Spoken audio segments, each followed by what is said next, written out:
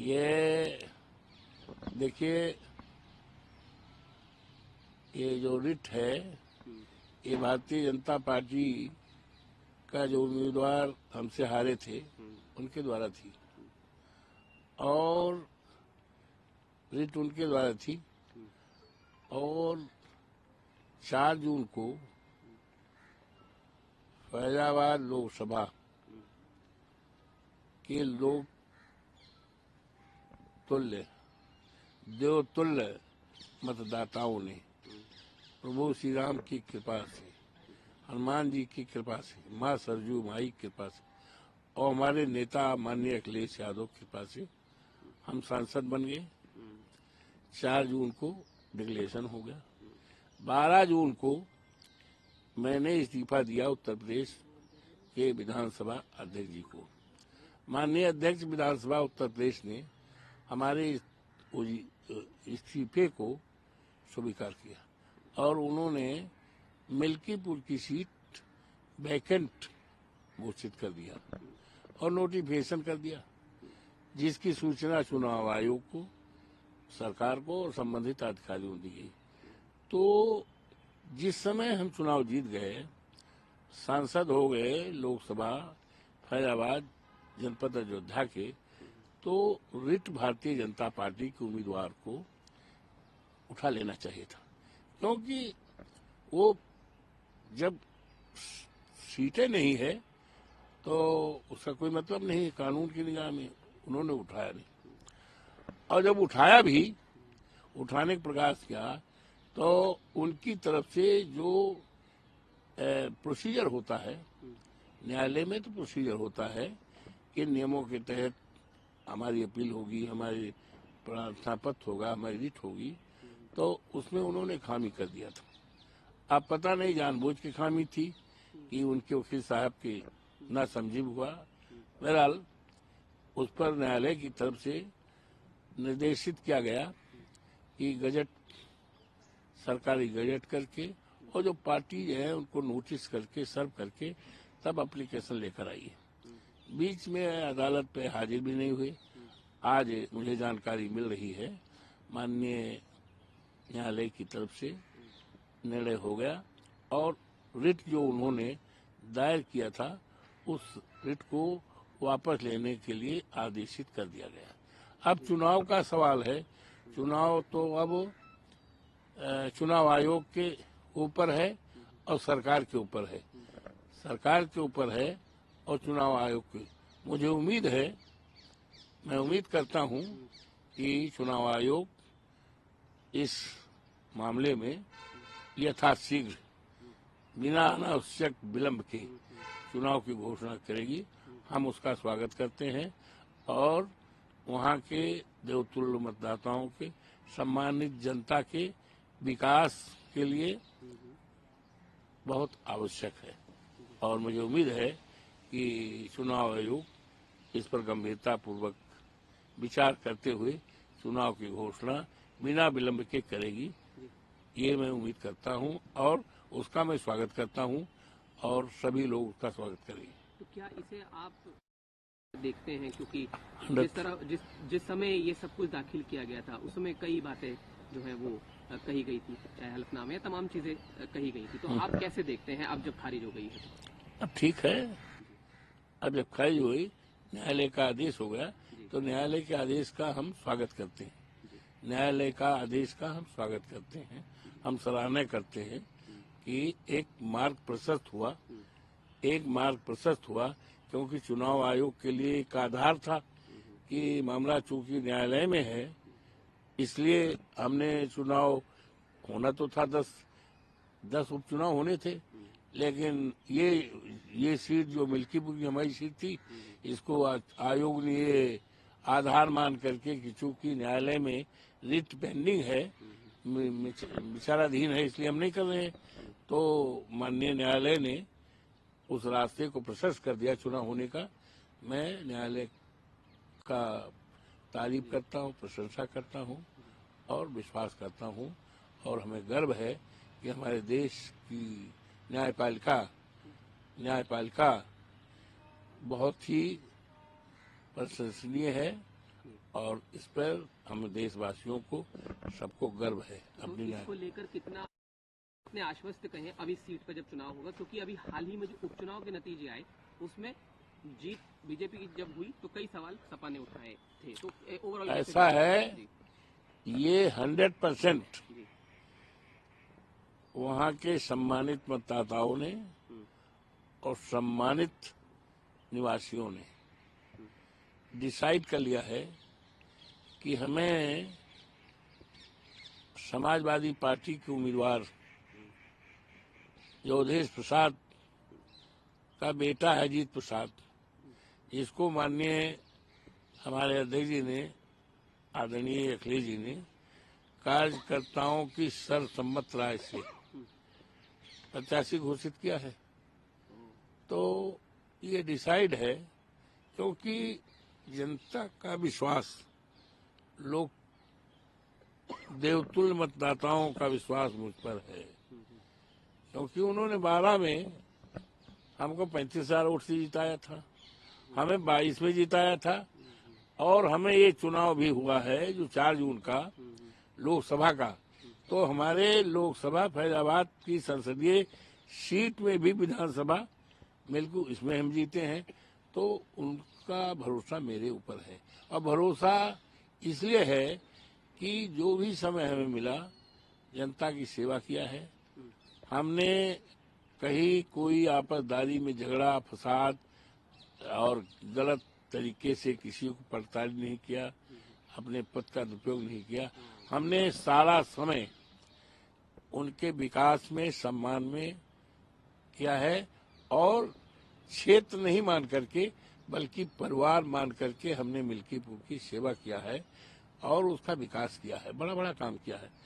हमने पॉलिटेक्निक किया और जब हम चुनाव एक हार गए तो पॉलिटेक्निक रुकवा गया और जब 22 में फिर जीत गए तो फिर चालू कर दिया। अब बन रहा तेजी से। भारतीय जनता पार्टी के जो उम्मीदवार था उसने रुकवा दिया था। हमने आश्रम पद्धति विद्यालय वो रुक गया था, राजकीय कन्या इंटर कॉलेज टक्सरा रुक गया था। हम जैसे फिर जीते फिर चालू हो गया। हमने जो है खलिया है हमारीगंज ब्लॉक में 50 सैया का अस्पताल है, रुका पड़ा था, वहाँ साढ़ रहने लगे। और पिठला में 100 सैया का अस्पताल ताला बंद हो गया था, उसमें भी साढ़ रहते थे, फिर जीते सब होने लगा। तो लोग और तमाम सड़कें, तो हम पर लोगों का विश्वास है और किसी के ऊपर विश्वास एक दिन में नहीं होता है। विश्वास किसी के प्रति होने में महीना, 2 महीना, 4 महीना, 6 महीना, साल, 2 साल लगता है। तो इतने लंबे का हम पर लोगों ने यकीन किया है, विश्वास किया है और कोई ऐसा हमने उनको मौका नहीं दिया कि उन विश्वास पे कहीं भ्रम पैदा हो। तो लोगों पर हम पर विश्वास है और हमें उन पर विश्वास है। इन्होंने मुझे 35 हजार वोटों से जिताया है। तो ऐसी स्थिति में यूं तो आदित्यनाथ जी, योगी बाबा मुख्यमंत्री जी 4 बार मिल्कीपुर गए, आज भी गए हैं मिल्कीपुर। हालांकि वो एक शादी समारोह में गए हैं, लेकिन उनको चुनाव साधने में भी उनका है, वहां गए हैं, लेकिन इसका कोई असर नहीं है। 2 दर्जन से ज्यादा मंत्री 2 महीने 3 महीने लगे हुए हैं। कुमारगंज यूनिवर्सिटी, आचार्य नरेंद्र कृषि विद्यालय रहते वहीं खाते हैं और लेकिन उनका कोई असर नहीं, कोई, क्योंकि वहाँ के देवतुल्य मतदाताओं ने डिसाइड कर लिया है कि हमें हर हालत में अवधेश प्रसाद के बेटे अजीत प्रसाद को जिताना है, क्योंकि अवधेश प्रसाद के पद चिन्हों पर उनका बेटा ही हमारा विकास करेगा, हमारा सम्मान करेगा और क्षेत्र में आपसदारी भाईचारा कायम करेगा और दूसरा नहीं कर पाएगा। दूसरे को लोगों ने देख लिया है, डाल लिया है, परख लिया है, परखे को परखा नहीं है। हमको भी परख लिया है, उनको भी परख लिया, हमारे प्रति उनका अच्छा विश्वास है। तो निश्चित तौर से सरकार की तरफ से कुछ भी किया जाए, कितना भी अड़ंगेबाजी किया जाए, कितना भी सरकारी मशीनरी का दुरुपयोग किया है, इसके बावजूद भी हम वहां से हमारा बेटा और माननीय अखिलेश यादव जी का उम्मीदवार और इंडिया गठबंधन का उम्मीदवार हमारा बेटा ज्योति प्रसाद जो है भारी बहुमत से जीतेगा और एक इतिहास बनेगा। जैसे वहां की देवतुल्य जनता ने लोग फैजाबाद के हमें जिताया, सांसद बनाया, सामान्य सीट थी, पूरे देश में चर्चा है कि नहीं, पूरे देश दुनिया में चर्चा है कि नहीं। उसी तरह से इस चुनाव को भारतीय जनता पार्टी ने इंडिया स्तर का चुनाव बना दिया है तो चुनाव केवल मिल्कीपुर का है, तो चुनाव केवल एक विधानसभा का, लेकिन मुख्यमंत्री 4-4 बार 5-5 बार जाएं, ये मामूली बात है। एक प्रदेश का मुख्यमंत्री, और वो भी प्रदेश छोटा नहीं है, बड़ा प्रदेश है उत्तर प्रदेश, जिसका गौरवशाली इतिहास हो, और वहाँ एक सीट के लिए लगातार 4-4 5-5 बार मुख्यमंत्री रहे और 2 दर्जन से ज्यादा मंत्री रहे, तो इसकी चर्चा देश दुनिया में, और चुनाव को हटवा करके चर्चा पूरे देश में हो गया। तो देश स्तर का ये सीट हो गई है मिल्कीपुर, और जब हमारा बेटा जीतेगा देवतुल्य मतदाताओं की कृपा से, सबके आशीर्वाद से, सहयोग से, तो ये चुनाव का नतीजा भी देश में चर्चा का विषय बनेगा, एक इतिहास का विषय। एक सवाल संसद को लेकर चाहता है विपक्ष संसद की कार्यवाही को, और आप जानते हैं कि संभल वाला इशू भी उसमें उठा था। देखिए ऐसा है, संसद का शीतकालीन की शुरुआत आज से हुई है। हम लोग बड़ी पेशेंटली उसमें भाग लिए और जो हमारी मर्यादाएं हैं, परंपराएं हैं, गरिमा के अनुकूल काम किया। हाँ, इसी बीच बहुत दर्दनाक घटनाएं हुई हैं, तो उन घटनाओं की तरफ सदन का ध्यान आकर्षित करने, सरकार का ध्यान सदन के माध्यम से, तो सरकार सुनना नहीं चाहती, सरकार सुनना नहीं चाहती, क्योंकि सरकार से कोई मतलब नहीं है। जनता की तकलीफ से, समस्या से, हत्या से, किसानों की बर्बादी से, कानून व्यवस्था खराबी से उसको क्या लेना देना है, तो सुनना नहीं, वो अच्छी बात अच्छी नहीं लगती, तो उस बात को गुंडई का लेते हैं। लेकिन ऐसी कोई बात नहीं है। माननीय प्रधानमंत्री जी की ये सोच, ये बात बिल्कुल उनके स्तर के खिलाफ है। वो इस देश के प्रधानमंत्री हैं, वो इस देश के प्रधानमंत्री हैं। उनको अगर विपक्ष जनता की तकलीफ को, जनता की समस्या को बड़ी ही शालीनता के साथ सदन में रखता है, तो उनका ये उत्तरदायित्व है कि उस बात को सुने, निंदक नेरे राखिए आंगन कुटी छवाए, ये भाव उनके मन में रहना चाहिए।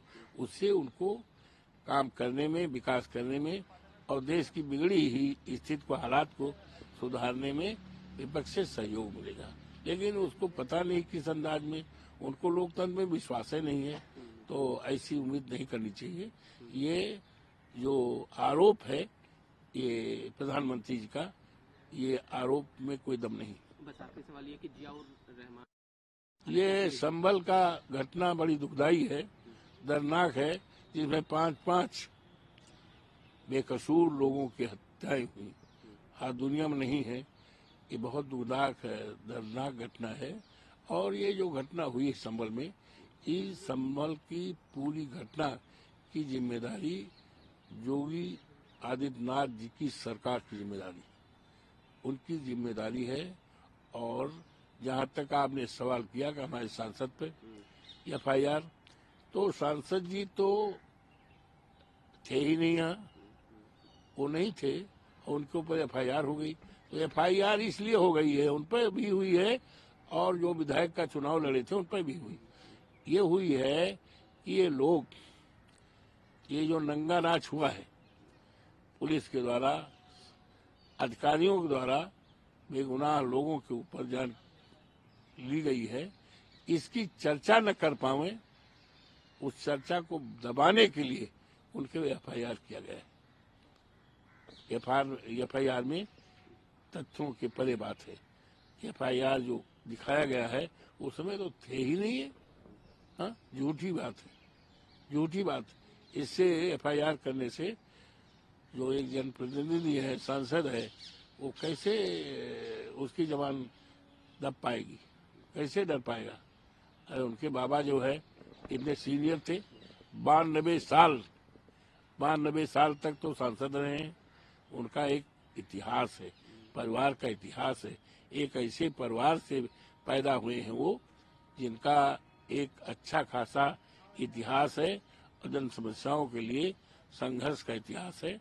तो उनके ऊपर जो FIR है बिल्कुल बेबुनियाद है, उसको होना चाहिए। इसी बात को लेकर माननीय लोकसभा अध्यक्ष, माननीय अध्यक्ष हमारे जो हैं आदरणीय अखिलेश यादव जी के नेतृत्व में हम लोग मिले भी थे। इस बात को बताया गया था कि आप हमारे संरक्षक हैं और इस तरह सांसद पर FIR हो रहा है, तो आप हमारे संरक्षक हैं, इसको देखिए, इसमें इंटरवीन करिए, ये कहा गया था। तो उन्होंने कहा ठीक हम देखेंगे, जो कहा जाता है, जो परंपरा है जैसे उसे कहा गया। उन्होंने कहा कि ठीक हम देखेंगे, ऐसा नहीं होने पाएगा, उत्पीड़न नहीं होने पाएगा। हम संरक्षक हैं, हम अपना परिवार का मेंबर मानते हैं, बीइंग अध्यक्ष लोकसभा के। धन्यवाद।